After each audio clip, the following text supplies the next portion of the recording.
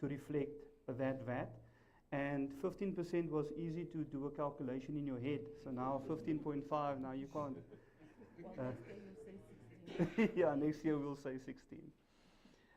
And I think the third one is because of the crunch in your margins and the cost of doing business, you are actually forced, encouraged to work smarter, to be a bit more savvy.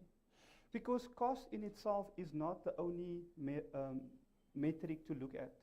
I always say if something costs you 10, 12, 20%, but you're making 200, 300, 500%, then the cost is in line, it's relevant to your margins. So we're going to have to work smarter as entrepreneurs to bring our costs down, the ones that we can control, and be a bit more savvy in the way that we do business.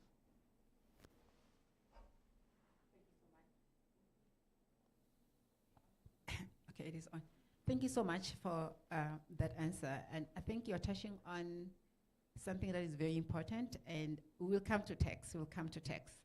But the cost that business incurs is not only tax.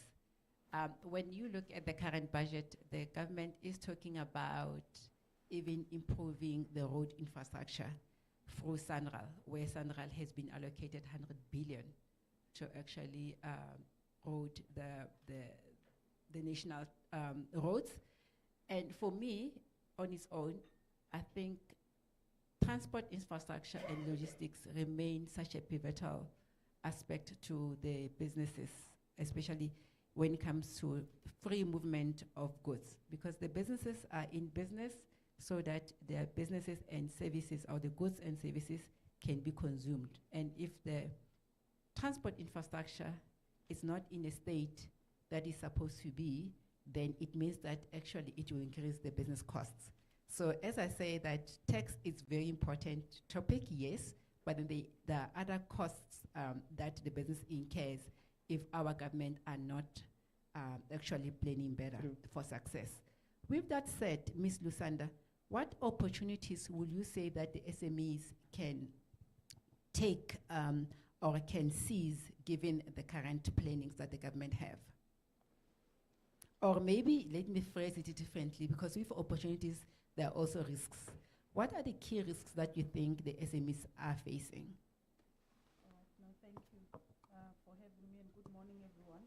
Just to say quickly, I'm Lusanda from TAF 21, as mentioned, but I think we are known more for our product called Umastandi, which finances entrepreneurs in townships. Is this thing working? Yeah? Okay. So we finance property developers in townships, and that's what really that I'm here for today, because I think in the budget speech, what you see coming out is a lot of reforms that are being proposed for local government, and hopefully that will translate to better service delivery in townships, because part of the challenges for getting township economic development really happening is that service delivery is even worse in townships than it is anywhere else. So I think that those reforms that are proposed are encouraging. I think that they are talking something around 2.4 trillion rands, if I'm not mistaken, in the next 2 years, that will be allocated to just making sure that our local governments or municipalities are better functional.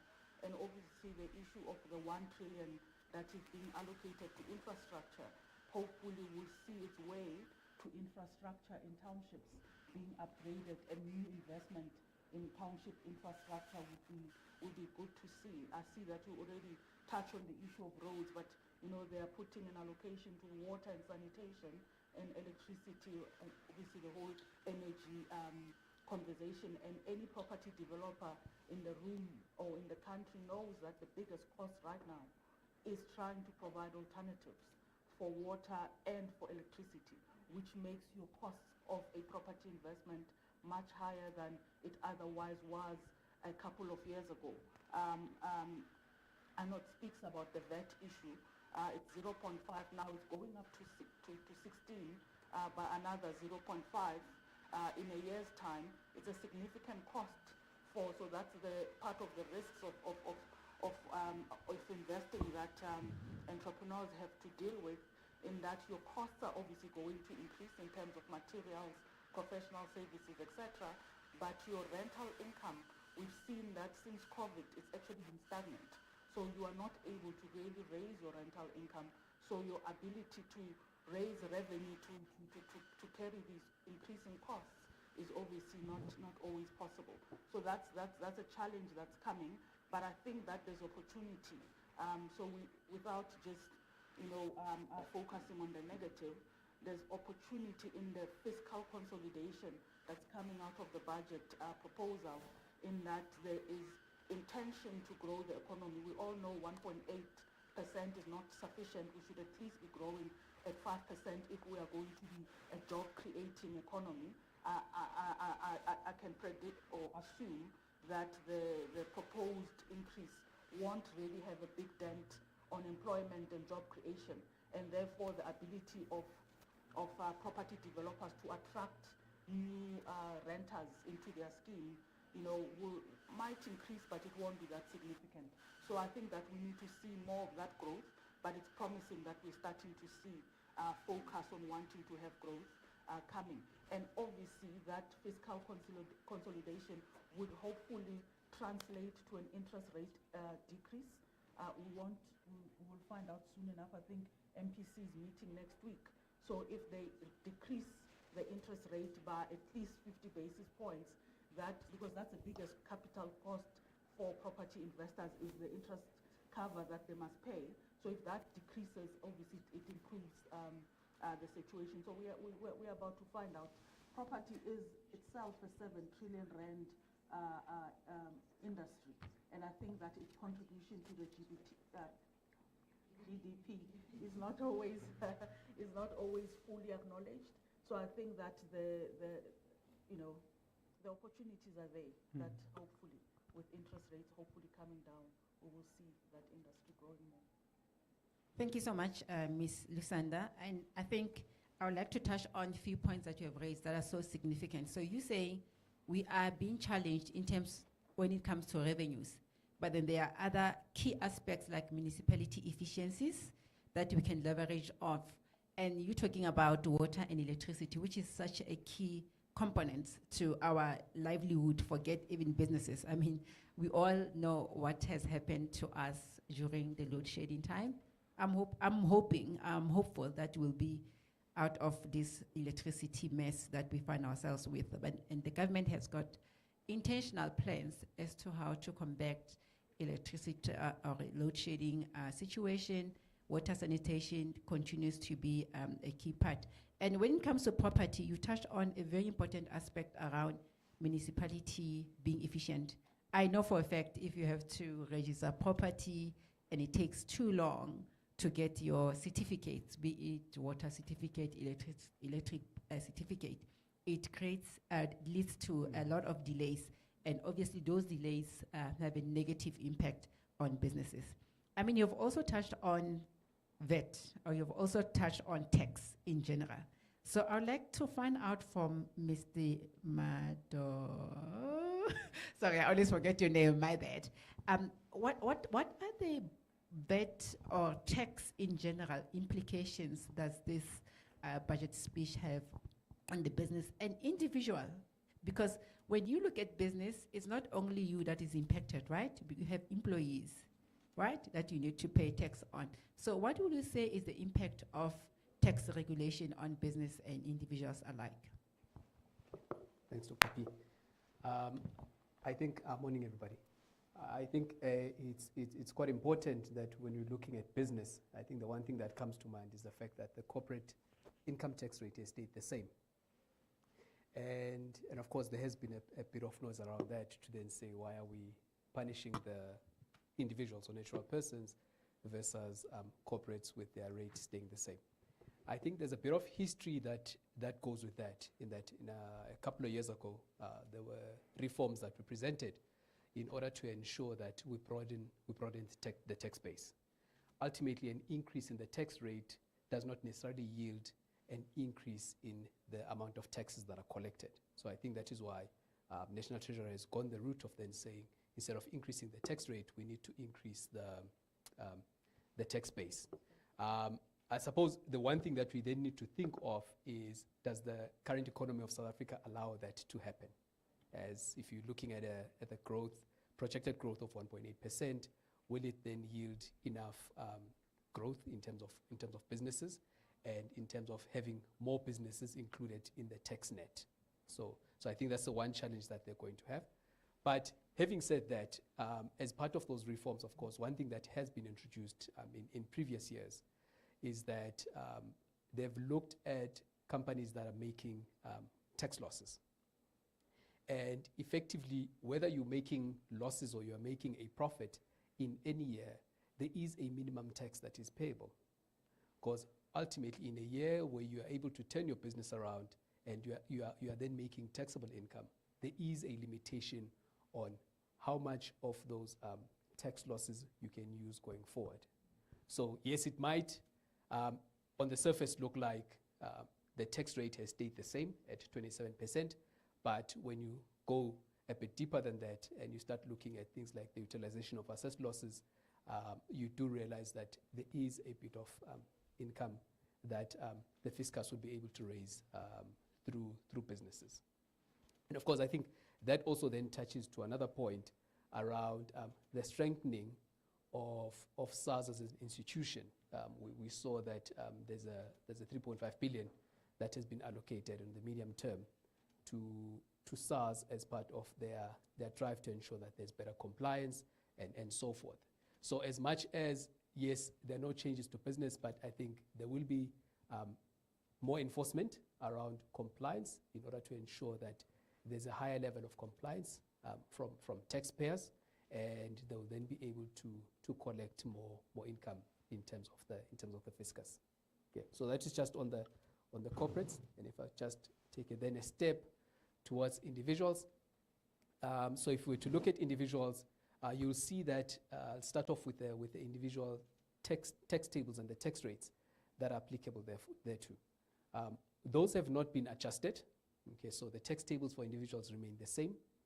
But I think, however, by not making any change to that, effectively, taxes have been increased. Okay, because all of us will probably get a salary increase, and as a result of that increase, there's of course a tax bracket creep, in that once you get that salary increase, you might just move into the next tax bracket. And through that, they are then able to raise additional revenue for the fiscus. Thank you so much. I mean, tax regulation, it's such an important concept, and I would like to actually invite Ms. Shannon as well as you, Mr. Shilboy, to weigh in on the impact. I mean, Ms. Shannon, I mean, if I look at you and some of the work that you're doing, you look at it, a modernization, English sometimes, of tax in South Africa, but not only in South Africa, also in the markets that are similar to South Africa, as well as developing countries. So can you please share with us as to what are you seeing, and how do you think that South Africa is going about in modernizing the tax efforts? Thank you, Palani, and good morning, everyone. It's great to be here. I think this is working. I see it. Don't hold it on. All right.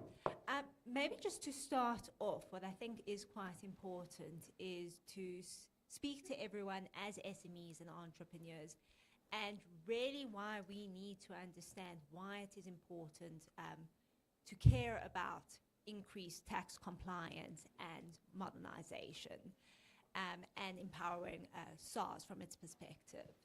Now, all of us contribute to country's revenue, and when there is a deficit, you know, some of that burden falls onto us as small businesses. And we've seen this already play out with the increase in VAT, okay? When it comes to compliance in this country, there's a significant VAT gap that is occurring each year, where the country is losing hundreds of billions of rands each year due to gaps in compliances and leakage. I think from that alone, we're looking at upwards of 50 billion rand being leaked out of the system each year. Now, just to put that all in perspective for you, the amount of money that government is looking to get back from this increase in the VAT percentage is only 28 billion. So you can see there's much larger amounts that are getting lost through the system each year just due to a fact of non-compliance. Now, what we can see, as Mother Donke already pointed out, is that government has allocated an additional 4 billion rand over the medium term to SARS to help it with its compliance and its modernization objectives, allowing them to get greater visibility into what's happening with businesses and people's tax transactions, as well as to leverage AI and other data techniques in order to identify fraud more efficiently and more effectively, and really use their resources more effectively to track down those sources of fraud. I think let me come in there. With the budget allocation to SARS regarding the modernizations of their system, I want to give you a practical example of what's happening. One of the things that have been listed in the budget documents is the codifying of inspectors. And I don't know if most of you guys might have seen that.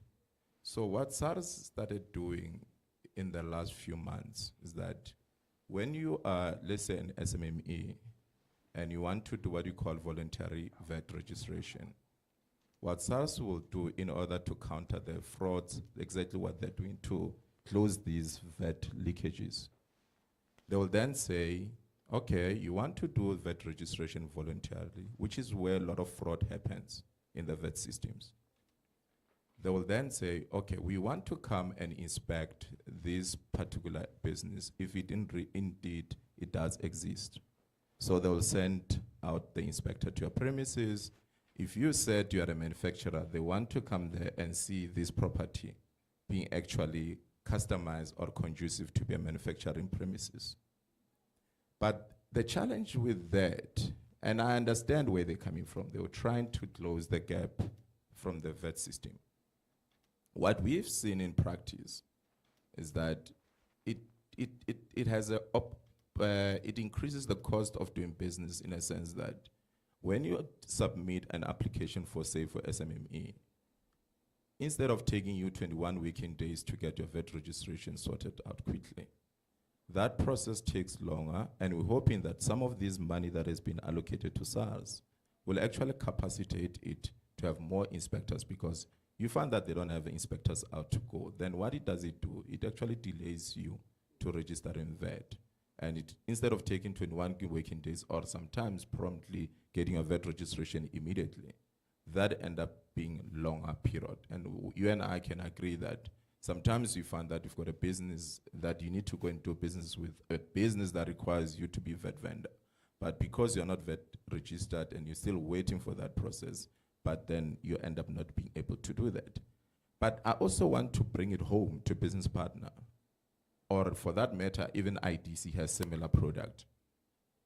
The challenge with that is that there are SMMEs that get funded to buy, say, a property.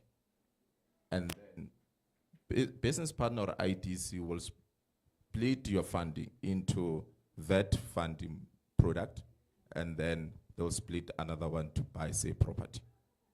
Now, if you're in a commercial space, you will want to recover that VAT as fast as possible so that the cost of that fund is actually reduced, so that when you recover that money from the system, you actually pay it back to business partner or IDC as an example. But then what happens is that if you are delayed, you and I can agree, if the VAT registration process is actually delayed, what does it mean? It means you're actually going to pay more money to the likes of business partner. I'm sorry, but Arnold, you're making money. But that adds to the cost of doing business. That's exactly what we're talking about. That adds cost of doing business. But another modernization that I need to see, which it also comes out in the VAT, in the budget speech documents, it's around the easing of port of entry. And why I'm going there, if you look at the numbers, we did not actually recover enough on the VAT side with regard to the input. The VAT that comes with you inputting items into the country. Yes, they're arguing that as a result of the economy not doing well, there's a nice story there. But however, there's also an issue of the lead times that comes with getting your products in, right? That has an impact on the VAT collection. But equally so, it has an impact on you doing business. And we're going to go into the details because I also want to later on touch on how that has an impact on manufacturing sector. Because now, let's say there's a delay at the port of entry and it takes you longer to get your product in, it means it's going to take you longer to deliver. And that on its own has an impact on job creation because if you're not selling your product faster, you're not turning the money quickly, but you already paid suppliers in China. So meaning that the money is already out, but your money that is coming back into your pockets is actually takes longer. So that on its own, it's a cost of doing business, but equally so has an impact on the fiscus because they don't recover VAT collections as a result of the imported products quicker. So these are things that I hope that the money that has been allocated to the SARS will be sometimes channeled because it directly has an impact on SME sector. Maybe in closing, the last point that I want to add, bring in that, because why I'm bringing that linking to the port of entry because if you look at South African manufacturing sector, and actually earlier on I was having a chat with one of the guys here. If you look at in the budget documents, and I need Matodenge to actually technically touch on that, there's a section there that allows you to actually accelerate depreciation if you are in a manufacturing sector. If you look at the numbers there, the uptake on the numbers, that's what we call, tax expenditures estimates. There's documents separately there, I think it's about 20 pages in the budget documents that speaks to that. If you look at, you track the last 4 years of that number, particularly on SMME sector, which is that section that I need Matodenge to explain to you guys on how it works. That number has been constant, meaning that it tells you a story about the SMME's market in relation to manufacturing sector. And I'm going back to the port of entry because that number, we need to be honest with us, is that number won't change or won't see much improvement in that number, mainly because the manufacturing sector is not supported. A lot of SMEs are now importing. So you've got a double sword that is against you, that you are not supported locally, you can't take advantage of certain tax reliefs that are there in the systems. Because if you say to me, go into manufacturing sector, buy items, then I'll give you accelerated depreciation, meaning that you can deduct depreciation for the manufacturing plant that you buy quicker than you would ordinarily do, which is immediately 100%. If you buy manufacturing machinery, say for 10 million, immediately that 10 million, you can plug it into the system. But can you see, this is where you see some of the tax relief measures that gets to be put in the system. If they are alone not being supported, then we're just going around the cycles. But then equally so, then if you then decide, which I was speaking to one of the guys here, or the guys that, then they decide to import from there, let's say China. But then you've got lead time at the port of entry. So, there's that cost that you are running away from manufacturing the country and then taking advantage of these tax relief measures that are provided for in the tax legislation. They are counted by the lead times, the cost of doing business, because it's taking longer to do that. But equally so, it's not benefiting the system because they're not recovering that. I think we'll go into the details. Let me leave it there. Thank you so much. That was a very comprehensive analysis. I think I'd like to encourage participation before I move on to the next topic. any of you have a question relating to the topics that we have touched on at this moment?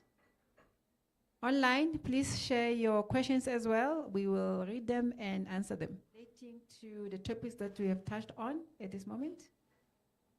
Okay. Online? All right, okay, small technical glitch, it happens. But I want to go back to the topic on funding, access to funding. Mr. Shili is alleging that our business partner is charging us a lot of money. I'll say us because I'm also part of a small business, I guess. But when it comes to funding, I mean, we know that it's actually a challenge in general for SMEs, Mr. Arnold. How do you think SMEs should go about in bringing efficiencies in their balance sheets or income statement that will allow them to be eligible for funding? Testing. Testing 1, 2. All right. So I think firstly, Shirley boy, I have to correct you there. I have to correct you. So the cost of buying an asset is now a lot more for an entrepreneur. But a lot of funders, most funders, want you to cover that cost. So if you're buying an asset, you have to put on a 20% deposit and you have to pay the VAT. So all of a sudden, you're putting down 35.5% out of your cash flow. There are only a few institutions like Business Partners that sees the opportunity for you and are willing to take a risk and fund that VAT in the interim. Now, yes, there is definitely cost of funding the VAT of it as well. So the cost of funding and the cost of acquiring an asset is automatically more for you.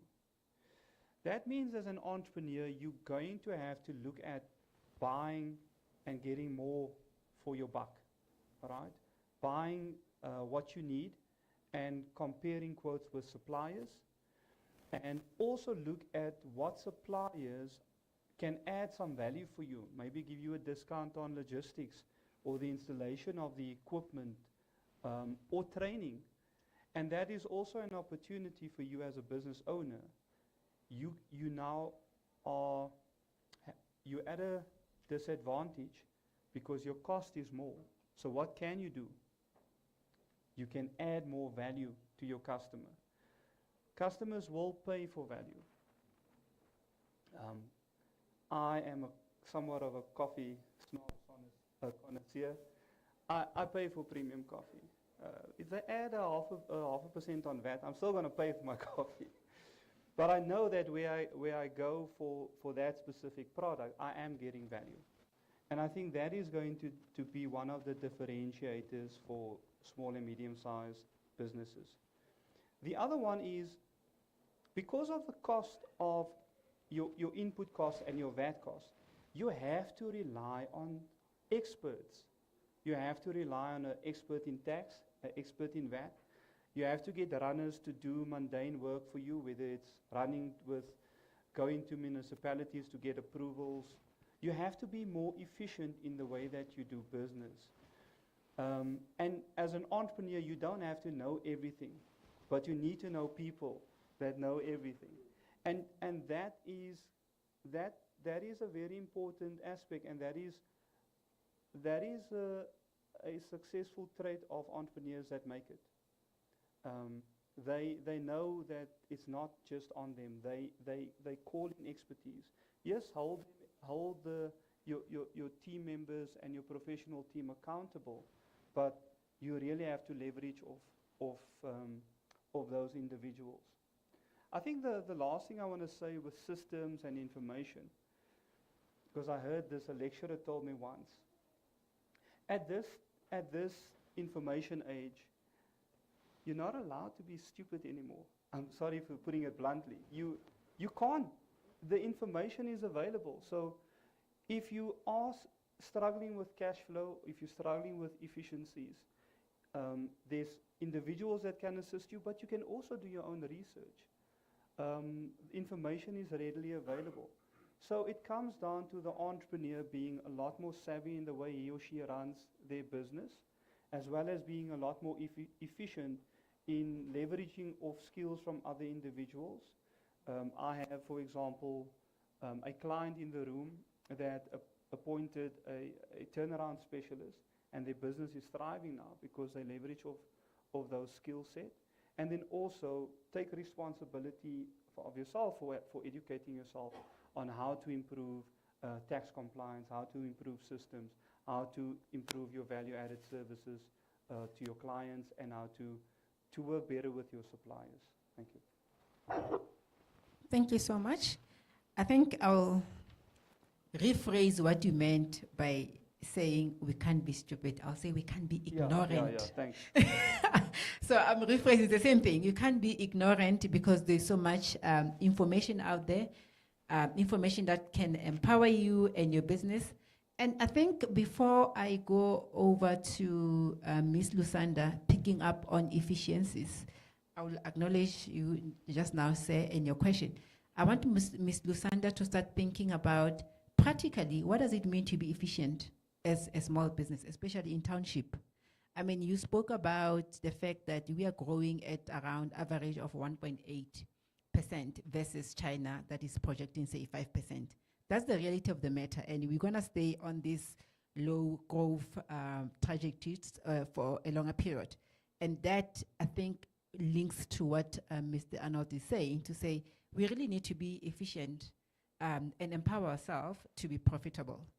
But before I give it to you, Ms. Lusanda, I would like to acknowledge the gentleman there. Say, please introduce yourself and your question. Do we have a speaker, a mic for the questions? All right, maybe you can use my mic. Oh, okay, we can hear you. Good morning, I'm Felicity Kutsia. I just want to ask a question on the taxi associations. Actually, someone here. But on SARS collecting money from the taxis, why are they not efficiently getting money from the taxi associations? Because they're not paying taxes. What is it that SARS can put in place to collect their money? Because the shortfall that you're talking about, actually half of it, I don't know what the stats are, but half of it could have been collected from the taxi associations. Thank you very much. Thank you, sir. I would like to give this question to Ms. Deshili. Yeah, I think. Yeah. I like it when my audience are also experts on these topics. What's your name, sir? Please introduce yourself. Good morning, everybody. My name is Oscar Suga. I was supposed to be accompanied by the president of Santaco in this meeting, but unfortunately, or fortunately for all of us sitting here, he is meeting with the minister, with the executive of Santaco, to discuss these issues as well, from transport, public transport, and government perspective. So I'm not necessarily going to answer that question as Santaco per se, even if I do work with Santaco. However, as a taxi owner and operator with a fleet of taxis, to answer you very shortly,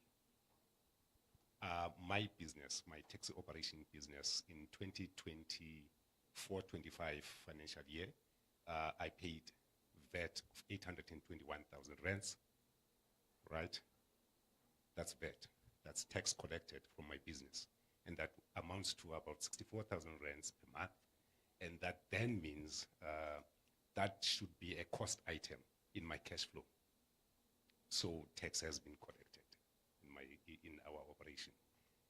In the previous financial year, we paid 644,000 rands in that financial year. Now that's a 1.27% increase from year to year. Now, if I'm going to pay more VAT on top of that, you have to add that in. And in that period, we didn't increase the fares to the staff that's going to come to your business and work for you. 4 years in a row, we didn't increase the fare. So your staff, I'm transporting it to your business, same cost, you understand? So you have to think what losses I'm incurring. Unlike the buses and the taxis, and the and the trains, I don't get a subsidy from government. So I think in summary, you may draw an understanding of where we stand and how much more. And look, at the end of the day, if you think about it as well, we are transporting, as the taxi industry, we are actually circulating money. And we're talking in a region of 21.8 billion rands per annum, which we are circulating ourselves of everybody who's a commuter. And what does that mean? Who pays us for circulating money in the economy? Nobody. So let me pause there at that point. And Thank you so much. I concur that the taxi industry does have such a huge economical impact. And I'm hoping that with the plans around making the road infrastructure safer, we will actually see a lot of our taxi operators putting measures to make sure that the commuters keep on being safe. I mean, when you look at especially the current incidents that have occurred on the road, obviously I'm not blaming the taxis, I'm not blaming the road infrastructure. I'm just saying that there's a heightened need for us to focus onto that. Okay, thank you. Ms. Lusanda, back to efficiencies in the township. Oh, you want to? Is there another question? Oh, okay. All right. Hi, everyone. I'm Mpho. I'm from Saibib. The question that I really have covers the opportunity that you once gave us earlier on, but I was still going through it in my head. It's around the VAT. So in my understanding, when I look at it and the compromise that we're going to face as the property sector is about the raised cost of construction and the development costs. So my question really around that is, how do we as SMMEs try to cover the loss that we're going to be facing around that? And then also, I am now moving to the part of municipalities, and with the understanding that there might not be any representative from municipalities, but how do we also start collaborating with municipalities based on the budget allocations that we have? Because if we look at the budget, the proposed one, it does give a significant amount to the raised amount, which only focuses on the utilities. That is mainly your water, your waste, and your electricity. But what are the municipalities offering to us as the SMMEs, or rather property developers? Do we get any incentives from the money that is proposed? Is it possible that we also try to shift this to also benefit the SMMEs instead of just the government entities? Because as Mam Lusanda was saying, what we also lack from municipalities is accountability. If we look at the sector now, there are so many property practitioners that are still disputing the property tax and rates all the time. Every month the collection is also poor, leading to dysfunctional property practitioners as well. So when we look at the budget, how do we make sure, or how do we even propose to make the budget not work for the municipal entities only, but also give back to the people that are putting in forward a contribution towards our economic development? Because I believe that as the property sector, we do have a significant contribution towards the economic development. So if I just put it out there, this was not just mainly a question, but also an eye-opening statement that we might try to look at, especially if we're going to be commenting on the budget. Thank you. Thank you so much, ma'am. I'll let Mr. Chiliboy take the first question, and then Ms. Lusanda will weigh in on the efficiencies from municipality. I'm not sure if there's anyone who's representing municipality in the room. Yes, no? Okay, all right. You're just applying to be fired. Let me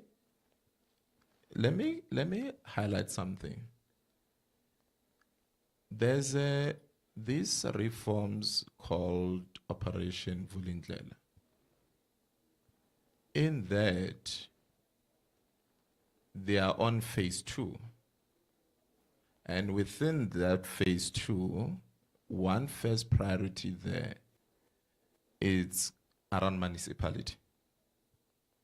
So there's a close monitoring on municipal accountability and ensuring that municipalities are capacitated, right? That's a noble thing. But I think also as SMME sector, we need to start saying, and which is something that I was privileged to be in what we call lockup program with National Treasury. So it's where the economists and the media people get to find the budget documents before the public.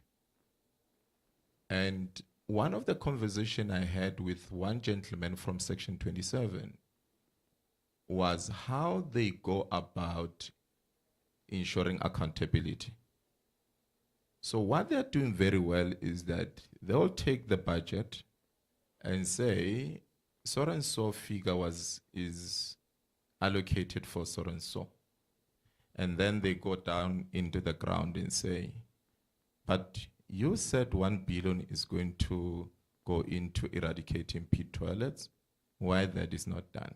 Where I'm going with this is, if you as the industry, as say SAIBIB as an example, sorry, I see President of SAIBIB is here. Thank you for coming.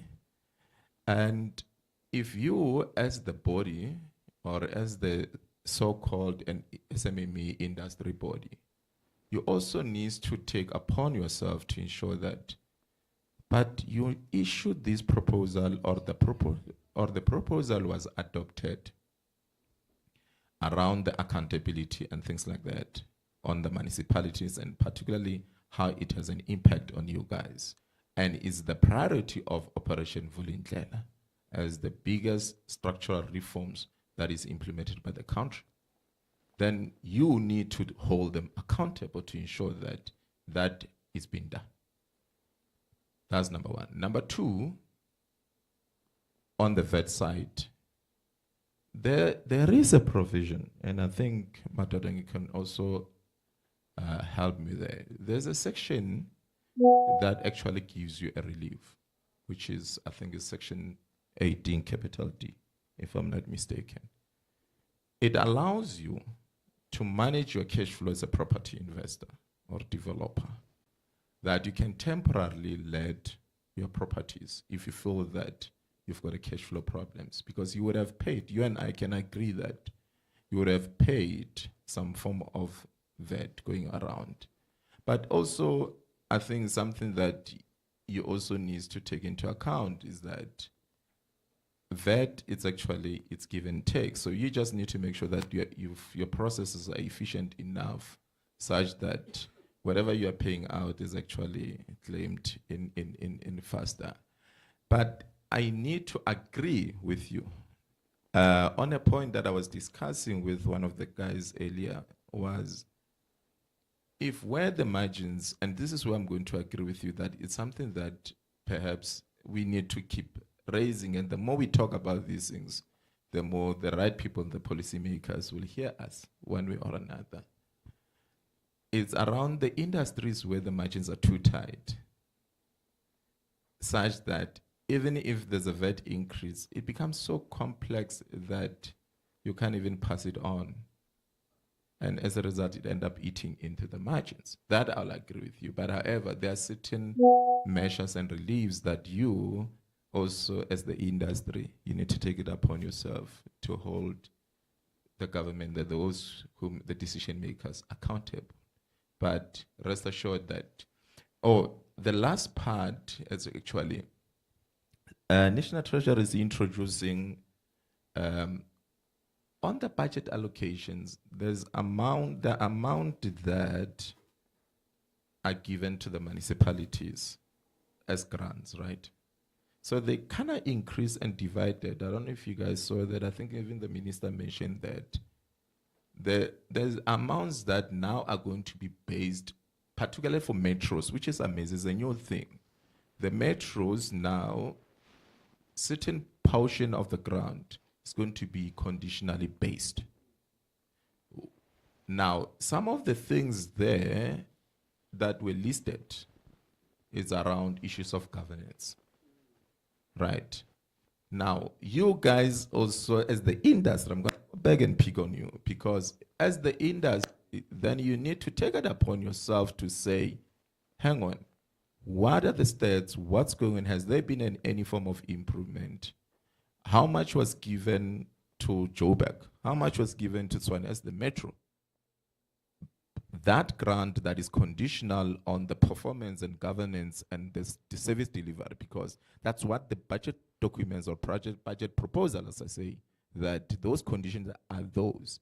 Then if there's money bill, a couple of millions that have been granted to the municipalities, then you need to say on what ground? You need to start making noise. On what ground, if Joburg was given 100 million for that particular grant, I'm looking at that line item because that's what impacts you. On what ground? Has there been any form of governance improvement as the because that's what you said, National Treasury, that you're going to allocate this money on condition that the municipality improves on the governance. So that I'll leave it to you. Thank you so much. I see that Mr. Arnold would like to weigh in further. Go ahead. All right. Can you all hear me? So I'll project my voice.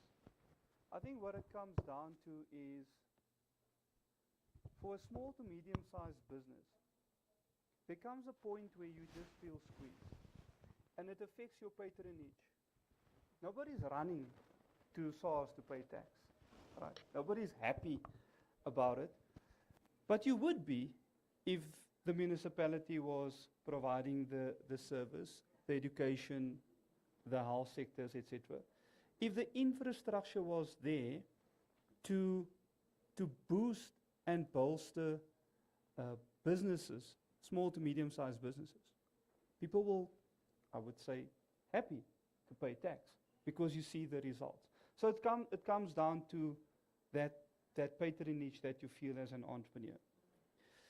But where I agree with you is that as a small business owner, there are opportunities for you, especially because you referred to property in particular. There are opportunities for you to get off the grid or to finance your utilities, efficiencies with solar, water reticulation. Business Partners, for example, has an energy fund. We got a green buildings fund. We're not the only institutions that do it, but you have to look at what alternatives are out there to bring the cost of running your business down. And yes, you are going to have to hold municipalities and your local authorities accountable.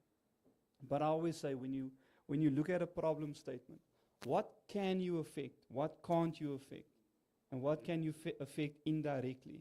And start with the low-hanging fruit. How can you secure your property? How can you reduce your utilities? How can you make business easier? Bear in mind, there's a lot of countries that pay a lot more tax, that pay a lot more VAT, whose interest rates are 20% plus, where the cost of business there is a lot, and there's a lot of uncertainty. And yet, SMEs, we expect of you to be the optimist, to come up with the solutions, to come up with the innovation. So it's a hard pill to swallow because it is a cost, an operational cost. But if we look at the challenge as an opportunity, there might be some things within your business, within your portfolio of clients, that you could do to make things better for you. Thank you. Thanks. I think you'd asked me to answer the question of efficiency, and he's already touched on it partly in that I wanted to say in property, part of the thing that we see that people are starting to do is to provide these alternatives, solar, grey water, etc. But it's not cheap. It comes at an additional capital cost that most small businesses can't afford. I mean, we've worked it out in our business is that if you have less than 15 units that you can rent out, it's impossible almost to put in solar because the numbers just don't carry it. So there are those realities to think about. But I think that there's always opportunity because you are an SMME and by nature you should be small. You are small and you should be nimble. And it's an expectation that we have that might not always be practical. But the truth is that you need to make sure that you are quick on your feet. I mean, in property we say, at least for me, I don't believe there's this thing called passive income. You need to be hands-on in your operations. I was impressed by the gentleman from the taxi business having fingertip fluency as to his numbers of what he's paying for VAT this year, and last year he could spit it out. Most businesses are not able to do this. You ask someone, you say, you are coming to be financed, what are your basic costs, fixed and the ones that are variable? People can't give you that information. So the ability, and I think that it's an opportunity, this increased compliance that is being proposed, that SARS should be pushing, is that it forces SMMEs to organize themselves better, make sure that your paperwork is in place. Because for instance, ourselves, if you don't have a tax compliance certificate, we won't find you. It's a simple fact. So I think that it forces us to be a little bit more organized, to be a bit more fluent in terms of our numbers, and know that information assists us to get financing quicker and better. And I think that in the speech, the whole idea that private partnerships or private-public partnerships will now be promoted and will be leveraged for the infrastructure spend is a good thing. But we all know that our government likes mega projects. So chances are there will be no space for SMMEs in that space. But it doesn't mean sit back and not try to see how you can subcontract to those big businesses that would be contracted by government to deliver on those infrastructure projects. There might be opportunities there for small business to participate. And I suspect that the ones that will be able to participate are the ones that are a little bit more organized than the next one. So it's how you make sure that you organize yourself for that. But, you know, I was trying to listen hard in the budget speech about the transformation fund. Maybe I missed it, but I didn't hear the detail as to how that will be rolled out and how it will assist SMMEs. But that's also an opportunity. I mean, it was announced in the SONA, and if it happens, it's a good opportunity for people to tap into that. I'm trying not to answer the municipal question. The reality is that they are saying with these reforms, there will be performance-based allocations to the metros. This is a good thing. The issue is that who's going to make sure that that's enforced and municipalities feel the pain of that, because currently the municipalities are a law unto themselves. Because even if a small business can go and make all the noise that Chili Boy is saying, try to hold them accountable, it's a very one-way street. We've been doing it as a big business, trying to, you know, pitch it as a collaboration, try to pitch it as a litigation, try to pitch it as a PR exercise to name and shame. They just don't feel any of this, you know. And we've tried to bring SALGA to the table. They're now starting to come and engage a lot more through SALGA, and one hopes that this performance-based approach will then make our municipalities a little bit more responsive, a little bit more accessible even, because I think sometimes for small businesses, you can't even access them. You don't know who to speak to, and that's an issue. I mean, the issue around town planning processes in townships. You have a Res 1 zoning permission, and you are trying to rezone to something that will give you better scale in terms of density. It will take you at least 2 years to get an answer. This is a cost that a small business just simply can't carry. And what happens is that they then end up building without any compliances, without any approvals. And the infrastructure then gets overloaded because people are building without anyone making sure that there's compliance. So there is some, I think that as a country, unfortunately, we've gone on for too long with our municipalities. And most of us, I mean, I don't know what province is meant to be doing because I don't interact at a provincial level. Most of us interact at a local level with your municipality. You feel your pothole when it's on your road. You feel when the water is not available in your area, or electricity is not accessible in your area, and if your local municipality is not responsive, it's a real problem. So I think that hopefully this performance-based thing will work, and I agree that we should now take the opportunity as small businesses, as citizens and business generally, to go to National Treasury now each time, interrogate those things and say, this is what you've allocated to City of Joburg, but we haven't seen improvement in 1, 2, and 3, and we want you as National Treasury to account publicly how you decided that that allocation was deserved. No, I think it will be up to us. I mean, most of us, we don't even go to these IDP processes because it's a show. You go in there, you try to contribute, and you don't even know where that input has gone to. It just doesn't get implemented. But I think we shouldn't get exhausted, because the reality is that for a property investor, the administered prices that come out of municipalities are making it impossible sometimes to afford running these schemes successfully. I see that they have now increased the the number of households that can get the free basic services. Hopefully that improves affordability for housing generally, and also the zero rated items, food items, have also been increased slightly, and hopefully that releases some cash for households to afford their rental or their bond repayments. But that is to be seen as to how it translates in society. But the reality is that property can be a very marginal business, and because it's very marginal, you need to be hands-on. It's not passive. You need to know what's happening. You need to know that by the way, I'm raised by a taxi owner, and we never we never knew how much VAT because we didn't pay any. It's the truth.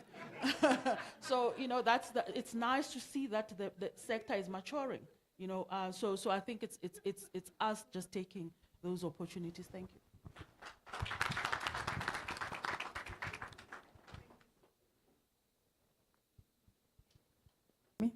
Okay, thank you so much, Ms. Lusanda. That was a heaped response, but I love it very much. You touched on a couple of points. One, points around businesses being efficient within. I guess it will be pretty much things that are within their control. And then there's also an element on things that are outside of their control. There's a huge dependency on, for example, stakeholders like municipality. I just want to probably forward it back to the audience to say, for efficiencies that businesses can bring about in their own businesses, within their control that is, how do they go about it practically? I mean, I like your business acumen, sir, well done.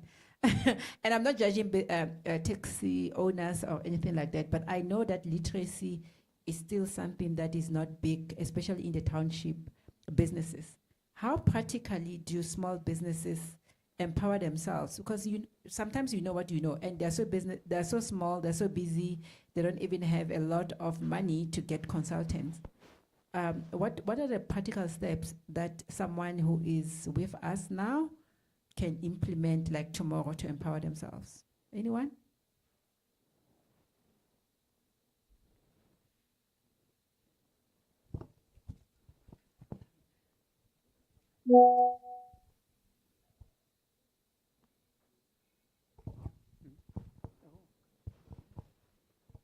Morning, everybody. My name is Pierre Jacobs. I'll answer the question if I can ask one back. Good. I think what's important for the business owners is you need to understand your financial and your non-financial numbers.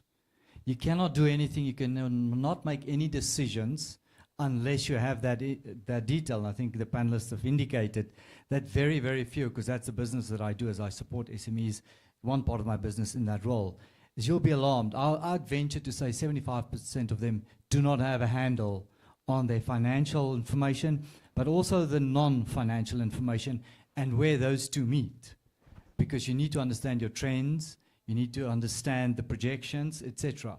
But it's only when you have that powerful tool of combining the two, so you can see what is your diesel price, let's just say per truck that's running. How far do they run? Why does one all of a sudden run further than the other? Is there fraud? We recently bought a business where we saw someone was basically 2 million rands of diesel was stolen in the prior year. just because they were not close to their numbers. They didn't understand how far every truck was going, how much diesel was put in, because they were running it on a very informal, unstructured basis. You don't need specialists to do that, but you need a good accountant that can give that to you so you've got real-time information. And as I said, the key thing for me is bring the non-financial information into play, have formal meetings on a monthly basis. Now, it sounds very simple, but they just don't do it. Have your monthly EXCO meeting where you put all of this on the table, you discuss it with the people around you, and then decisions are made from there. It's just not happening, and it's not very difficult. It's not expensive. You really don't need specialists. Maybe a month or two just to help you to get there. But then you need to run it. Then it's discipline. Because now you cancel the meeting on Monday because, there's something else that comes up. And you don't sit down and discuss and analyze your business. I hope that helps a little bit. I want to ask a question back to the panel. Given that South Africa's projected economic growth or GDP growth is 1.8%, which is one of the lowest on the continent, we've got around about 35% of unemployment. Is there anything new in the budget that supports the start of new businesses and the growth of the current SMEs in our country? Thank you.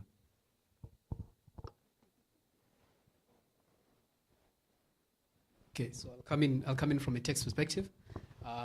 So these two provisions are not necessarily something that is new, but they were included in the budget proposal because they've been extended. So I'll take, for example, in spaces where there's innovation and there's a bit of research and development that is happening there. So there is an incentive that is available for any, I'm going to call it any new knowledge or research or development that is being put out there.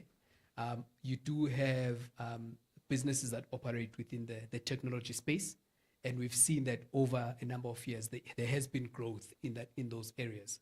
And so when you're looking at something at that incentive, you are then able to get a deduction of your full investment that you've made towards that innovation, and over and above that, you are then able to get an additional 50% of that cost as a deduction. So that does make quite a significant contribution towards reducing the amount of tax that you can then pay as a result of the business that you're doing. So that's the first one I would mention. The other incentive I would mention is that if you are in the manufacturing space, of course, and this is not something that is new again, as part of your decision of capital allocation is to look at the accelerated tax allowances if you are a manufacturer. Because as a small business corporation, if you invest in a new manufacturing plant, let's say it's a plant that is 10 million or 5 million, you are able to claim that cost immediately in that year that you invested in that plant. Again, it does significantly reduce your tax burden for that year. And I suppose it's as part of your capital allocation decision, that's something that has to be taken into consideration. The last thing to then mention is that if you're looking at energy efficiency, there's quite a bit of talk around being more energy efficient and reducing the amount of energy that we are using as businesses. There is a Section 12 capital L, energy efficiency incentive that is available to businesses. If I speak top of my head, I think it's around 90 cents per kilowatt of energy saved that you can then claim if you put in place initiatives that result in the reduction of the use of energy in a business. Okay. There isn't a lot that has been put out, of course, in the budget speech, but those are just the three things I can think of top of my head that should make a difference in terms of giving back to businesses and making it and assisting them in growing the businesses.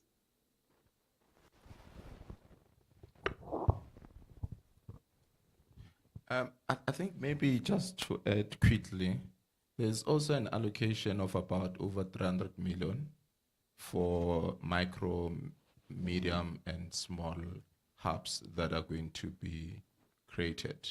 So there's also that. I think that is something new that I've seen in the budget documents. And over and above that, there's 2.1 billion that has been earmarked for township businesses. I think they're targeting about 120,000 township businesses. So that, to me, it's something that is more targeted and easily can hold them accountable for that. Anyone would like to weigh on this one before we move on? I think if Maybe okay, just sure. one last thing. You go, madam. And we've seen National Treasury highlighting this fact that in the past they have introduced, I'm going to call it different tax regimes specific for SMMEs. One, defining certain businesses as micro businesses, okay? And as well as defining other businesses as small business corporations. What National Treasury has seen is that actually there isn't that much of an uptake of these tax regimes, and unfortunately, taxpayers are not benefiting from the intended purpose of these tax regimes. You know, if you're to look at the small business corporation, you know, you're not getting taxed at the similar rate to a normal business, which is at 28%, but your tax is progressive. So the lower the amount of profit that you are making, the lesser tax that you're paying. And of course, as you are growing as a business, that's when your tax then goes up and goes much closer to the rate of 27% of corporate tax. So there are certain pockets that you can look at as a business and as an SMME to try and see where can you get those marginal tax savings. Yes, it's not going to change the world, but I think when you put these marginal savings together, it does make a difference to the business. Thank you so much. Oh, good, Ms. Mone, answered. I mean, I spoke about elements that are outside of our controls as SMEs, very government dependent. So I think if anything at all, GNU has taught us that speaking as a collective has a power somehow. I think for the first time, we engage so much on budget before it is signed off by Parliament. So I think the question for me to my panelists or anyone on the floor is, how much positioning does SMEs do? What I mean by that is to tackle these elements that Ms. Lusanda, for example, has highlighted around inefficiencies in municipality. So we can wait for government to hold them accountable through performance management. I don't know how long are we going to wait for that to happen, but then we can also take some action, deliberate action to say we want to hold our government accountable. How do you see that movie panning out? Anyone?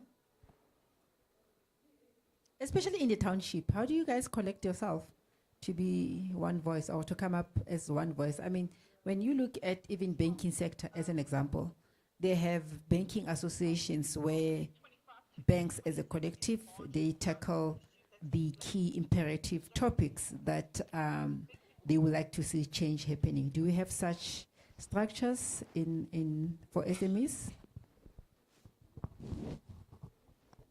Yeah, we do in Cape Town have what they call the Township Developers Forum. So it's a forum where the micro developers who invest in townships get their voices heard and kind of coordinate their issues to take all the way up to the mayor and the bureaucrats in the Metropolitan Council there. And you know, we always say that Cape Town is better run municipality than most, but I'm afraid to say it's the truth. You know, they are better run. Through that, we are seeing that there is some progress being made in trying to reform the town planning and land use processes in Cape Town. The mayor is in fact himself championing this thing and going to townships and having those conversations and being heard.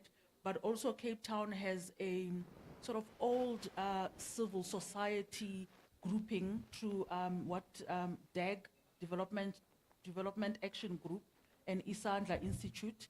And those two NGOs are old and are experienced in sort of pushing for issues that affect communities. So I think that their involvement also in the process, and obviously including ourselves as private sector, just getting together with those groupings to advocate for changes.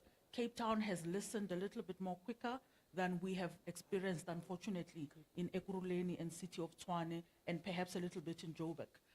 City of Tshwane and Ekurhuleni, I suspect it's more the issues of coalition governments that they were grappling with in recent months that has just made them almost unavailable to have these conversations. But as I said earlier, we are starting to see SALGA. I mean, just in this year alone, there have been 3 interactions with SALGA that I've been involved with that has been led by them, trying to listen to private sector and to listen to communities, especially on issues around township development, etc.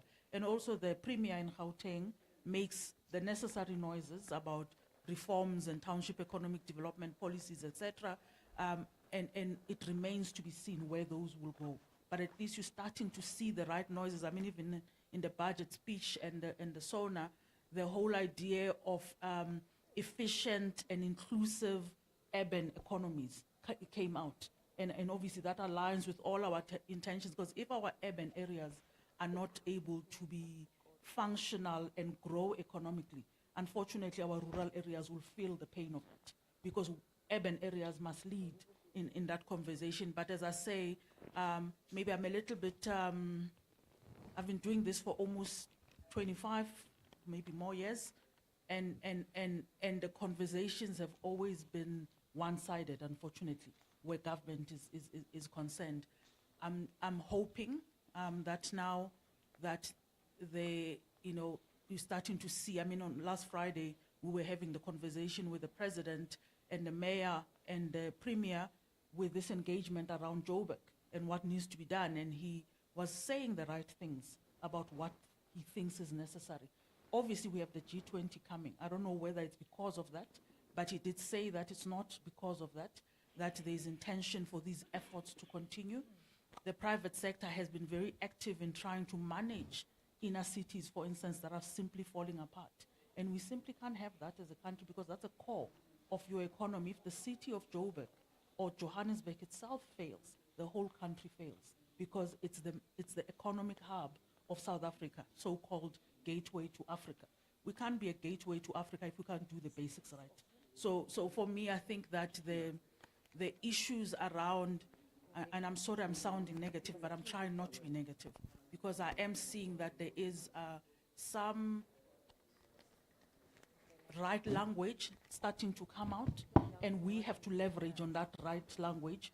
We have to keep them honest and accountable to the things that they are promising. When I say them, I mean government, from the president all the way to the mayors and the administrators. I always make the point that we tend to focus our issues on politicians as a country, try to get the mayor to answer, the MMCs, the premiers, etc. We forget that we pay executives who run city entities, and we never hear them and their voices. We want the CEO of City Power coming out and talking to us about what's happening with electricity issues, the CEO of Joburg Water, the CEO of Pick It Up. Why are we having such an issue of dumping in the city? The CEO of JRA. Why, when Joburg Water goes and fixes a broken pipe, it takes JRA 3 months to a year to fix that road? You will have an opening for almost a year of a pipe that was fixed until it breaks again because it's been left open, and nobody ever sees these executives coming and explaining because maybe if we understood what the issues are, maybe we'll be able to collaborate better with them to try and solve to solve these issues together.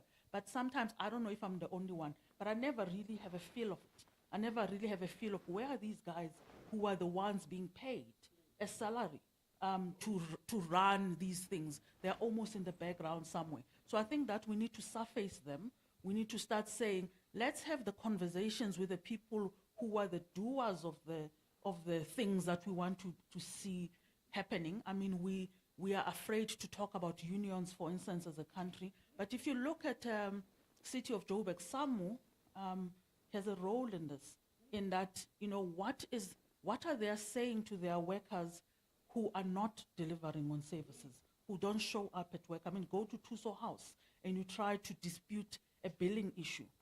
These guys are on their phones, on WhatsApp, and nobody's giving you attention. I'm using that as an example. And there's just simply, it feels like there's no accountability. And you sit there, you say, why do they feel they can get away with it? It's because they'll go to their union and it might defend this thing, I don't know.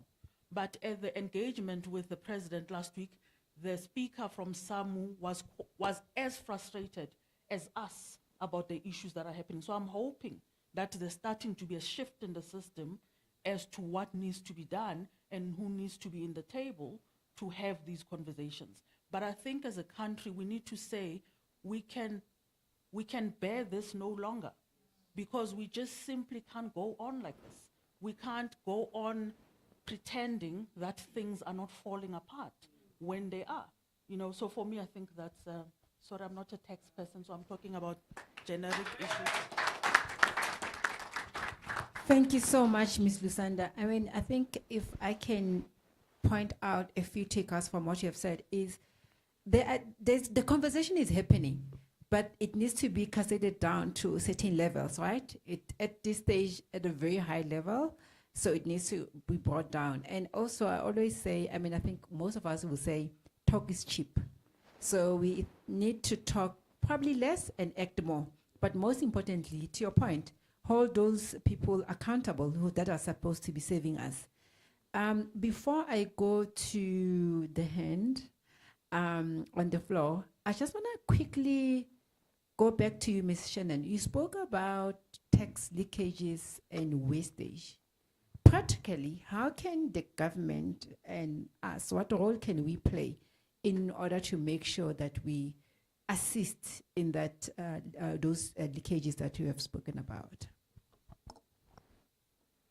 So when it comes to the role of businesses and SMEs in aiding SARS and government to enhance compliance and enhance collections, it's obviously highly dependent on the tools and the platforms that they make available to us.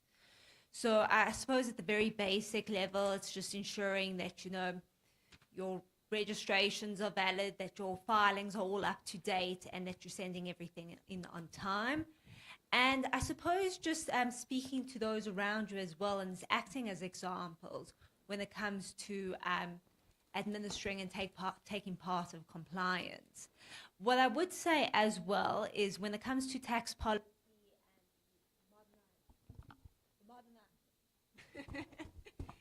and okay. I seem to always be the one who's got the problem with the mic. But anyway, when it comes to modernization and digitization efforts on part of SARS, this is always an evolving landscape, and it is up to all of us to make sure that we're keeping up to date with what are the different modernization objectives that they have in place and how we can ensure that we're staying compliant. Now, there's obviously also it's a two-way street.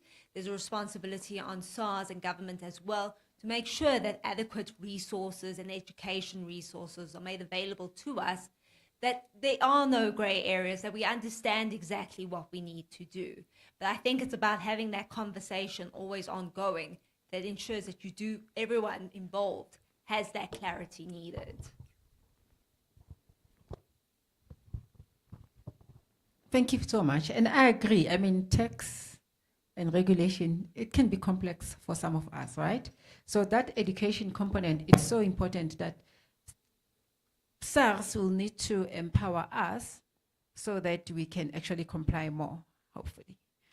There was a hand at the back. Yes, please, sir, you can go. Thank you. My name is Kapei Wa Patlamasaka. I'm from Transnet Property. I wanted to comment and to add to what Lusanda has been talking about, but also to answer the question of whether do we have a voice, or should I say an organized voice, that will hold accountable the government. And to a certain extent, I don't think we do have, because, and I'll talk for the city of Johannesburg as an example, because I think now we started operating in the city of Johannesburg a lot. We have organizations that I think it depends on who in the organization can call who around the table. Then when you do that, you start seeing things happen. And I can say so because as Transnet Property, we called on the Premier, we called on the MEC of DID and COGTA, we called on the Mayor, and we have a forum now where we're able to talk to them. And the reason we had to do that is because we taking Transnet back to the CBD. The head office of Transnet, effective the 1st of April this year, will be at 96 Resick Street. We just invested over 500 million in redeveloping, refurbishing an over 100-year-old building into a new head office of Transnet, and we are building a packet as well. But we got so frustrated in that process. We should have been in that building last year, but we're only going to the building this year because of the frustration that we're experiencing. I don't think as South Africa we have a money problem. In fact, to be honest, even the VAT increase, we don't need it. We don't have a money problem in South Africa, we've got an accountability problem. Because the executives, as Lusanda says, I can tell you now, even being called in a meeting where the Premier is there are some HODs that don't pitch. CEOs of entities of the city of Johannesburg just don't pitch. We've got that problem. Now, I think as a country and as citizens, we definitely need that voice. It should not be because Transnet calls the Premier, everybody runs in to want to address the issues that have been dealt with there. Now, agree with Lusanda as well. If the city of Johannesburg fails, the whole country will fail. We've got CIDs in the city of Johannesburg. What do the CIDs do? Recently, there is a formation, and I think it's led by the guys, Josie My Josie. We need the operators, the property owners in the city of Johannesburg to come into a forum where we can together hold our executives to account.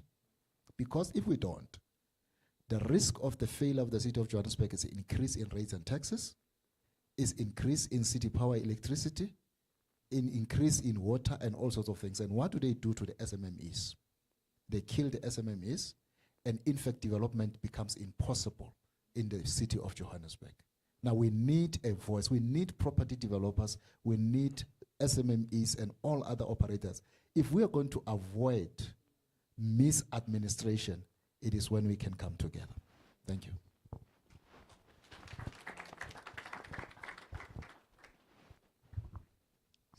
Thank you so much. I agree.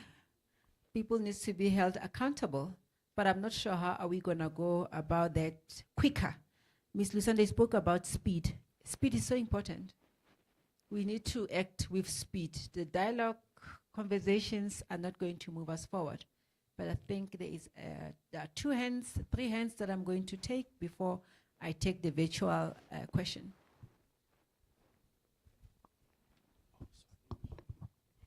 Thank you. Thank you so much. I just want to go back to the question of leakage. My understanding is that the e-marketing business is worth over, in 2023, 71 billion. But the informal side of it can't be tracked, and it's very significant. How can SARS, through this allocation, enhance its instrument to access that? I mean, we watch on a daily basis how are the people who are selling Abo Forever products buying million rands of houses and whatever, and surely they're not paying tax. And money is going to their bank accounts on a daily basis, of course. And I don't know what the role of the banks should be in terms of the KYC. So you're not wrong with regards to the informal sector and what happens there. with regards to the tax leakages that do happen within that sector, there are developments within SARS like VAT modernization, where there's going to be greater visibility over businesses' invoices and businesses' transactions. And what the beauty is with VAT and with businesses' transactions is there's always a two-way check on what actually happens. What I mean there is that for every buyer, every seller in a transaction or generator of an invoice, there's the recipient of that. And for everyone who has to pay VAT on a certain transaction, you know, there's a certain party that's taking in that invoice as an input and wants to claim that VAT back, okay? So what VAT modernization intends to do is essentially that for every transaction and invoice that a business generates, all right, they have to send they no longer just have to do the aggregated VAT return once every month, once every 2 months, but rather every time they're making a transaction, the plan is for that underlying data to actually get sent to SARS and through their systems get validated. Now, the question that might then arise then is, well, why would the informal sector necessarily do that? What's going to compel them to do that? Well, the reason is if they're selling to other businesses or other entities who wish to claim their VAT back, their invoice is not going to be valid unless they are going through that system. So there is a bit more of a challenge when it is in the informal sector or businesses where it's going to the end consumer and you don't necessarily have that refund interaction taking place. But really what the beauty is that, you know, for every transaction, as I said, there's a two-part, you know, there's a check on me and there's a check on you. So you can't necessarily be in this area where you're doing invalid transactions, because the person who's purchasing from you is going to have a problem on their side when it comes to claiming their VAT back.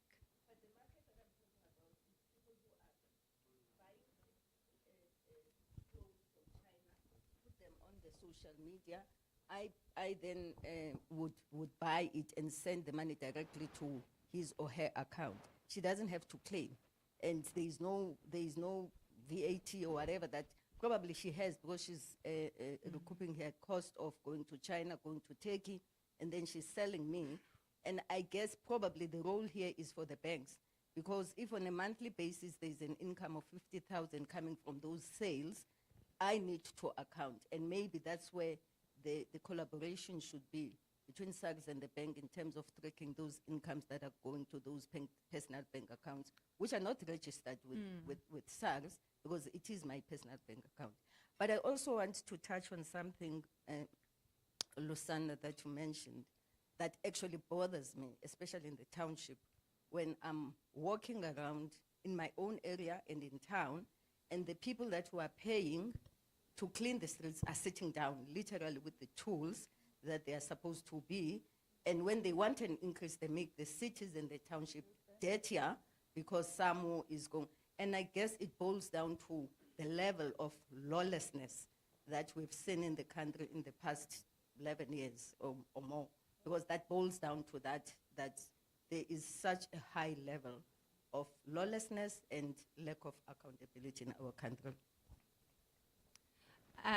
So maybe, yeah, just to start off with addressing the first part of your question, and Shirley, you can also jump in to help me on certain aspects as well. What you're speaking about is a great problem, which is a lot of people who should be VAT registered are not, and the lack of registration, and that costs SARS a significant amount of money each year. What they are trying to do in terms of picking up on that is they have implemented certain AI-powered programs, and whether those integrate with banks or not, I'll be honest, I'm not entirely sure, but it would probably be a good idea to be looking into that, just given the fact that, you know, you can ping when a large transaction or large amount of money is coming into a person's bank account. You know, that should be pinging that there should be some sort of tax implication that's going on there. I'm not sure if you want to. So, to answer your question, SARS as a unit, currently they started actually picking up on those, such that they created a unit called High Net Worth Individuals Unit. they're starting with the high net worth. So what they do within that unit, there's what we call revenue augmentation. So they can easily just go into your bank account system. Exactly, there's that collaboration between the banks and SARS. They can see the credit amount that came into a bank, and then they will pull the bank statement, and then they'll send it to you and say, please explain this amount. Because when we reconcile with what you declared to SARS, it's not making sense. So that is happening, that is done. It's actually very aggressive right now, what we call revenue augmentation. It's a lot, and it actually support, when the minister spoke about the increase in the disputed cases that they're seeing increasing, it's actually, if we're being honest, it's around that. And also that number that they're mentioning, that there are people with economic activity, but not being registered in the what do you call, in the SARS system. It's exactly that. They identify them through revenue augmentation, because the banks are actually compiled or obliged to make the system available for SARS to zoom in your bank account. Thank you so much. Before I move on to the hands, I just want to say something around that point of the bank playing a role. They will continue to play a biggest role, but also I was having a chat with a friend of mine who is running a small business. He was telling me that because of the tax and the collaboration between the banks and the SARS, as an example, he actually now accepts only cash for his business. So those are the kind of maybe inefficiencies that you are seeing or will continue to see, and there's no accountability. But also, just to come to your point around seeing people on the street with the tools and not doing anything, I think for me, it warrants a bigger discussion to say, as communities, what's preventing us from holding those people accountable? They sit in our communities, we see them, we pass them. We know they're supposed to be cleaning the streets. We know that our tax money goes towards paying them. Oh, go to you, mommy. We love that. Okay, cool. Next question. I think we are going to be closing in the next 5 minutes. So I'm going to take final questions before we close. Thank you. I think this is going to be my last contribution. So just to maybe get everybody to be clear, business people, especially in the taxi industry, and I've been in the taxi industry for a while now, are more savvy and more learned than we know them to be. I'm sure Sis Lusanda would agree. And some of us have taken a posture of diversifying our businesses. For instance, we're involved in property, we're involved in all kinds of other businesses. And we do this because a lot of in the transport industry, a lot of our costs are grudge costs, like your cost of fuel and your cost of tires. You can't run a vehicle without a tire. You can't run your vehicle without a fuel. You can't run, and these are grudge products. You're not happy buying these things, but you have to. However, all these tax talks and issues and all of that, the frustration to us, I think is the same or can be linked to the same notion of why the advocacy groups such as OUTA went out on e-tolls, for an example. The cost of financing the collecting of tax versus the tax collected. How would it be making sense that I'm going to pay an X amount and 50% of that goes to the cost of collecting that money? It makes absolutely no sense, and it's frustrating to us. And a lot of us, for instance, myself, I wake up every day at 4 a.m. At 5 a.m. and I'm already communicating with my drivers, ensuring, and I'm at executive level, I'm not even at operational level. And I'm making sure that the business is operating efficiently. And I sleep at 12 midnight, but I have to be already operational at 5 a.m. Now you expect me, again, to be chasing these issues that are beyond our control. A lot of these things are in my control. I need to make sure that I do everything I can in the taxi operation, but however, in order to somehow, make it, I have to diversify. And not to say those other businesses are not going through their own issues as well. For instance, because I do a lot of transporting for students, scholar transport, so I ended up getting into student accommodation. And I can tell you today, we are busy fighting with NSFAS, the payment, the registering of the students to get into our res. It's a nightmare, and this is beyond our control. And we have to fight these things, and we're losing money in the process. We're already mid to end of March now, and we 1,000 capacity bed accommodation, and we only have 0.2% of what we're supposed to be getting. So, but our operation continues to accrue costs like our electricity and. So, really, honestly speaking, what is in our control versus what is not in our control. For me, honestly speaking, that should be 5%. That should be 5%, not even 14% for that matter. Thank you so much. Fair point. Thank you so much. There was a last hand. Yeah, over there. Good morning, everyone. My name is Tsepon Jona. I represent a company called Africa Business Excellence, and we focus on leadership and governance. I think this is more of a comment than a question, right? I think there's a lot of interchangeable parts that we need to think about when we look at the SMME context, right? So we talk a lot around fixing the efficiencies, we talk around profitability, we should also be talking about sustainability, right, of those businesses. But what we find interesting is that, for instance, when someone registers an organization, they get conferred upon them the title of director. So directorship, which comes with a lot of obligations with that, fiduciary obligations, etc., and so forth. So yet there's no qualifying criteria of being a director. So we think some of the things or the areas that should be looked at is empowering SMMEs from inception. So when you register a company, sort of understanding those implications around being a director, what it means, etc., and so forth.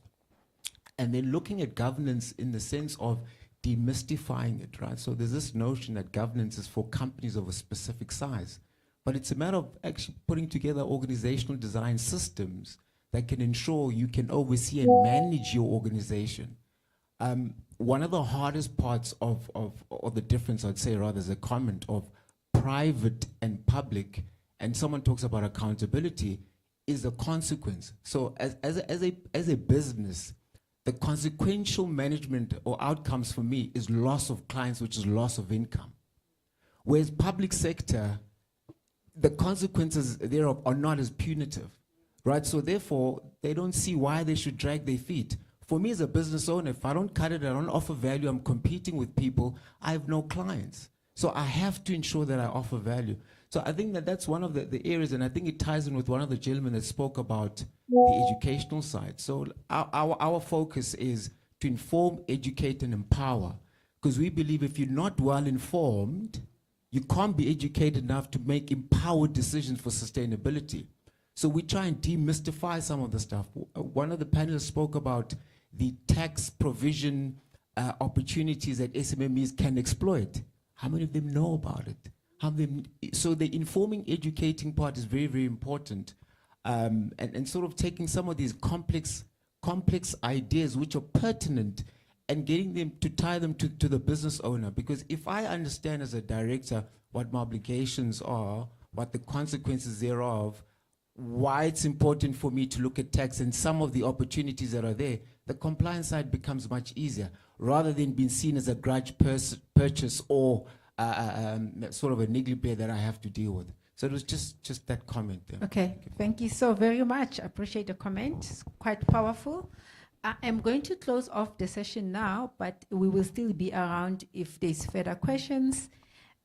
With that said, I would like to invite my panel to say their closing remarks. I mean, I think we can all agree that there's quite a lot that we need to do in order for us to move forward. I'll start with you, Ms. Lusanda. Okay, thanks. I was seeing a hand there. You're not taking it, no? Should I take it? Okay.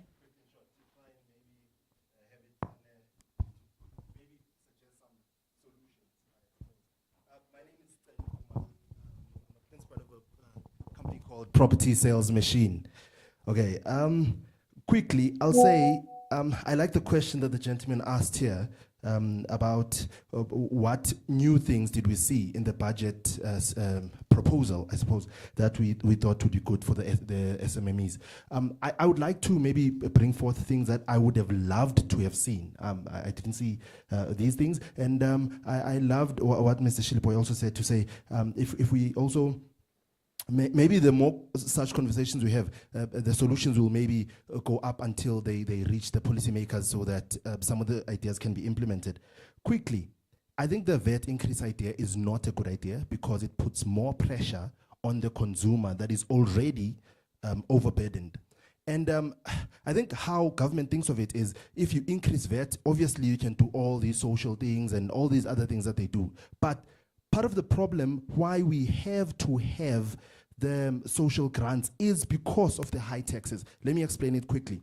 If you go to Proticlan in Soweto, right, you'll find a brand new house for 1.3 million. This is entry-level standard house, 1.3 million if you're buying a brand new house. Now, in order to buy that house, you need to be earning 45,000 rands, right? Gross income. Now, not many people in the country earn 45,000 rands a month. Right? Now, what government then does is you increase VAT, which means the already burdened consumer can't buy that house anymore, because the house is now too expensive, given all the other expenses that they have to pay. Now, what does government? Well, now what must the developer do? The developer is then forced to take cheap labor. That is, sadly, in most instances, foreign nationals, to try and cover the high expense, right, that they now have to cover, right, in order to continue selling that house. Now, I'll try and wrap this up quickly. Now, what that means is government, because they've increased the VAT, the consumer can't afford to buy the house. Now the consumer must go back to government and apply for FLISP or first-time finance, because why? I'm not in the bracket that allows me to buy that property. Now government must give the money for free to the person that would have actually bought the property themselves and financed it themselves if the property was cheaper, if the tax was a bit lower on the VAT side. Now that's the one thing. Mr. Khumalo, I'll need you to wrap up. Okay, I'm wrapping up. Last two things. Border gates, because I'm trying to bring quick solutions that will not cost government a lot of money. If government were, instead of taking the soldiers to DRC, were to rather use the same soldiers to guard our borders, I think we'd be in a better position. And I'm an African, I love my fellow brothers and sisters. The only reason why I say that should be done is because, this last point, right, is because if you have someone who comes from a country where the cost of living is 10% or 20% of this country's cost of living, they will obviously take the cheaper wage. It's not because they are bad people or anything. It's logical. If I was given that opportunity, I'll take it too, right? If I could go next door, I'll take that opportunity. But if we were to just close the borders, then we'd have better circulation. Okay, not cool. The borders, thank you so much, Mr. Yes, Khumalo. Thank you. I need to close. All right, Ms. Lusanda, closing remarks. No, thank you. I think to obviously Shiliboy and tax education and business partners for the forum. I think it was an important conversation to have. So thank you for the invitation. I think that for me, just to summarize, is that I think, Mr. Khumalo, they start to talk about the geopolitics that we're starting to see with Trump or President Musk and Trump, the two of them, I can't decide who's, doing. Most countries are now starting to look inwards and try to see what they can do for themselves. This calls on us as a country to say you can't sit back anymore as a citizen or as a business in South Africa and not participate in the conversations that take the country forward. So the idea of active citizenship, we don't take that up enough. And one day we are going to wake up, I have a son almost finishing his final year at varsity. Where is he going to work? This question bothers me, and then what happens is that you then start trying to think, can I employ him where I am? But you can't do that because there's another child who's not related to you, who's probably more skilled. And if we're not thinking about these questions seriously as citizens, and we're starting to see business and communities starting to be more engaged in trying to clean their own communities, etc., we don't have passports that will allow us to just move to America. I think Trump has said he's going to take the Afrikaner farmers. Most of us who are not Afrikaner farmers, we have South Africa is the only country, for instance, I have as a person. So I'm really appealing to all of us to say, we can joke about these things, but we have to make sure that we play our role as active citizens to question these things and not be afraid to question them. I like what the lady was saying. When she sees the workers from, Pick It Up or wherever sitting and not working, she says she questions them. Most of us don't. We just ignore it when we complain in the sidelines. The more of us who start saying this far and no further, the better the country, I think, will be. Because we're now not leaving our future in the hands of politicians. Politicians are there, yes, to play their role. They have an important role to play, but their role can't be bigger than us as citizens who employ them, who have given them the opportunity to lead. We have to hold them accountable. For me, that's the message. It doesn't matter what budget you put together. If the fundamentals are broken, you will every year be trying to make a frog a fish or a fish a frog, because you're trying to make things balance that just naturally are not balancing because the fundamentals are broken. I think we need to go back to basics as a country. If you're saying you're going to pick up rubbish as pick it up on a Thursday, pick it up on a Thursday. If you don't, you better know that that community is going to give you noise and they will not let you get away with it. Same with everyone else, roads agency, potholes, etc. We take this for granted, but it speaks about tires. If you have to drive on tires every day and broken robots, firstly, it reduces your speed to get to business, to what you need to do, because you have to navigate a pothole and a broken robot. These are basic things, but they are serious things. And if we can get those basics fixed, my view is that this country can succeed because we have enterprising people and enterprising businesses that will be able to take us forward, because employment can't be created by government. The public sector is far too bloated currently, and the wage bill is something we don't talk about. But it's a big cost, and the reason it's like that is that government feels that it has to extend this patronage and keep people in jobs because it has to remain relevant. But we can show them that if you fix the basics, we as the public sector, or private sector rather, can play the role of being job creators, of moving income around in the country. He says he transports and circulates money in the country on a daily basis. It's the truth. SMMEs have a big role to play, but they won't be able to play it if the regulatory systems don't allow for ease of doing business. So I think we need to make the noises, be active in saying to government, just open up our ability to do business. And we are here to make sure that the country works. I think for me, that would be my message. Thank you, Mr. Madodange. I got it right this time. Yeah. I think for me, I suppose the highlight for business around taxes is, you need to find partners that will enable you to exploit the opportunities and that are available to you as business people. Yes, it might look like a cost initially, But I think we also need to think of the return that you're able to get from that investment that you make in ensuring that you get the right partners who provide the right advice to you. Thank you.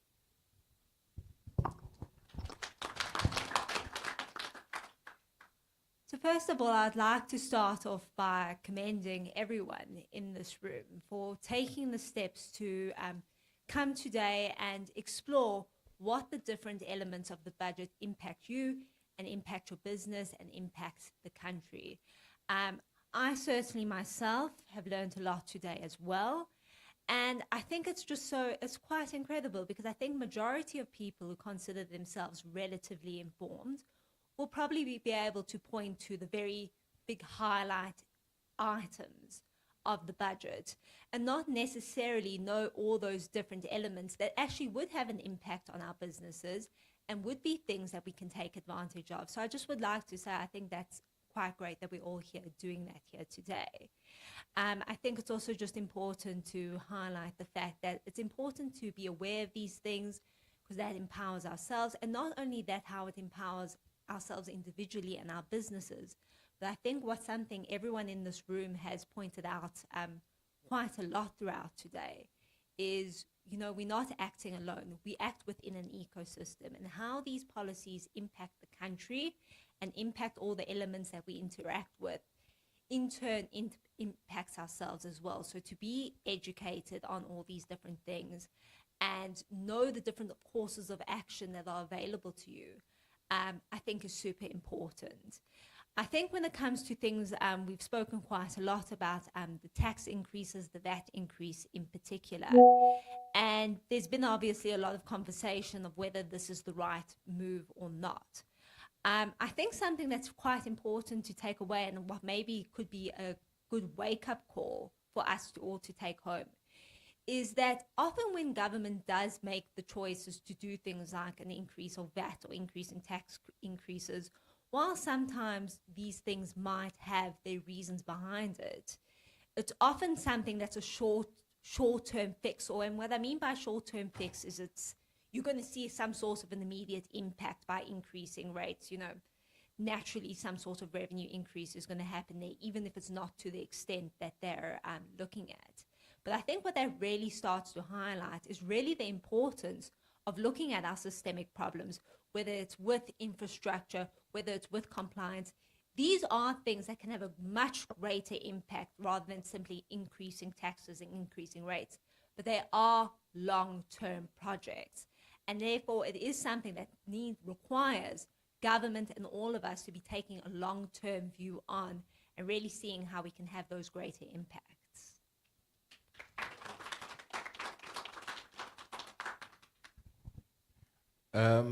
Thank you so much, and to the panelists and everyone who came here.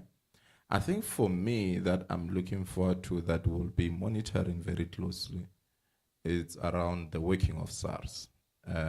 We'll want to ensure that what we want to see is the reductions in the turnaround around the dispute cases there.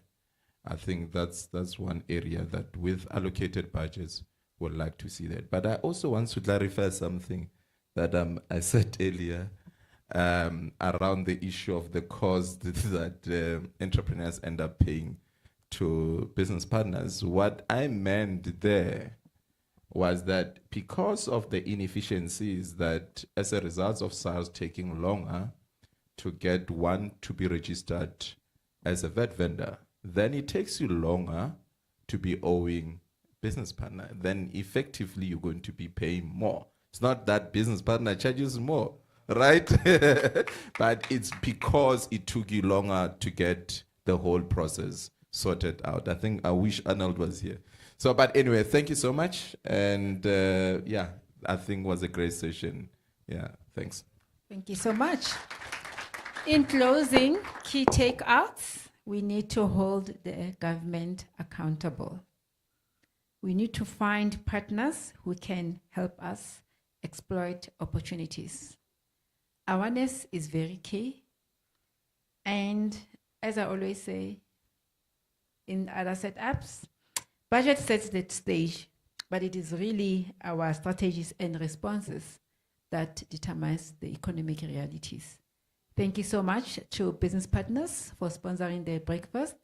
Thank you to Tex Edu for having us and sponsoring and making this event possible. And a biggest gratitude to my panelists for such key insights, and to all of you for participation and staying put. All the best.